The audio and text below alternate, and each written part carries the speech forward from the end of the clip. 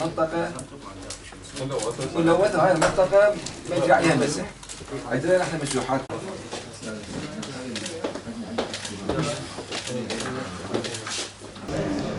تمت اليوم زيارة من فريق دار الشؤون الألغام إلى محافظة كركوك واللقاء بالحكومة المحلية.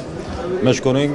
تم تهيئة كافة الأطراف المعنية بمشروع وبرنامج إزالة الألغام في العراق، طبعا تنفيذا لتوجيه معالي سيد وزير الصحة بزيارة المحافظات المعنية المحررة والمحافظات الشمالية، والوقوف على كافة المشاكل التي تعيق عملية تسريع إنجاز مشروع برنامج إزالة الألغام، وخاصة في النقاط التي تكون باتصال مباشر مع سلامة وصحة المواطن.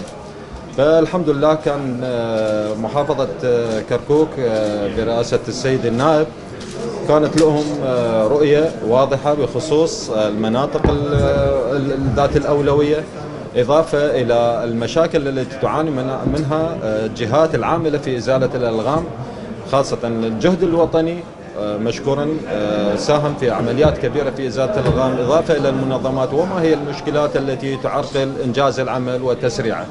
إن شاء الله وضعنا الحلول وأخذنا المتطلبات والأولويات، وإن شاء الله نرسم خطة جديدة لمحافظة كركوك لتكون آمنة من الألغام.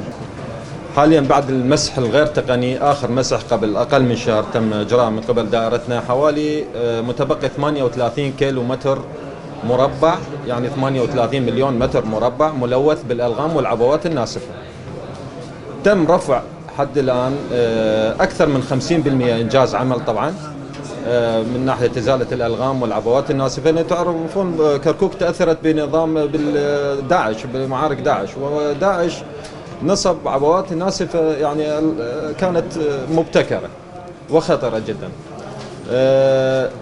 أكثر من 14,000 عبوة ولغم ومقذوف تم رفعها وتدميرها عن طريق وزارة الدفاع. العمل جيد، لكن احنا نريد نزيد الوتيرة الإسراع بالعمل لسلامة، لأن كل يوم نستقبله بإنجاز العمل راح نحفظ حياة مواطن إن شاء الله. منطقة ملوثة. هاي المنطقة مجري عليها مسح. عندنا احنا مشروحات.